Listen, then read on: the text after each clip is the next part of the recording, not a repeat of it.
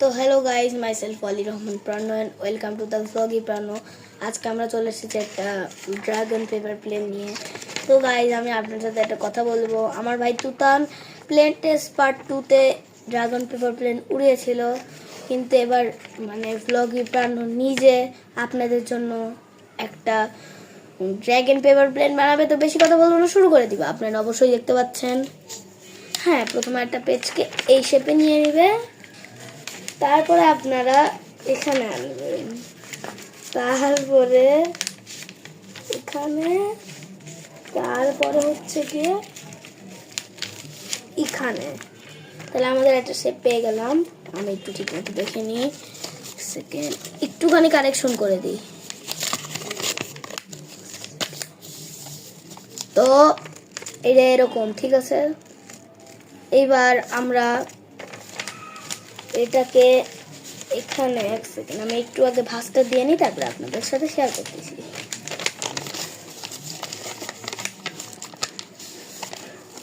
তো গাইস, এবারের ভাঁজটা এমন হবে, তারপরে এমন হবে, তারপরে এটা সোজা এইখানে চলে যাবে।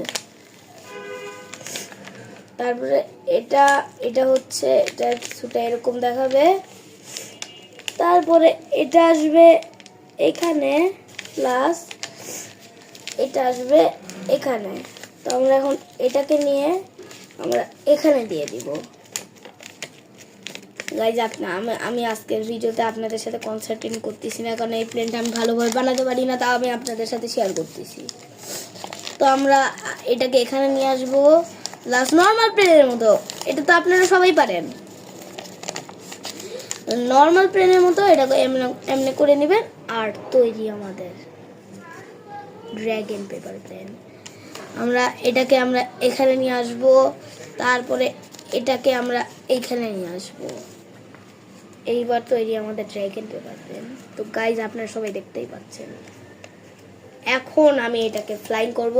তো গাইজ, আজকে ভিডিওতে ফ্লাইংটা না করি, আমি এরপরে ভিডিওতে এটা অবশ্যই ফ্লাইং করব এবং আপনাদের সাথে শেয়ার করব। তো গাইজ, আজকে ভিডিওটা এই পর্যন্ত। আপনি সবাই ভালো থাকবেন, সুস্থ থাকবেন। আসসালামু আলাইকুম।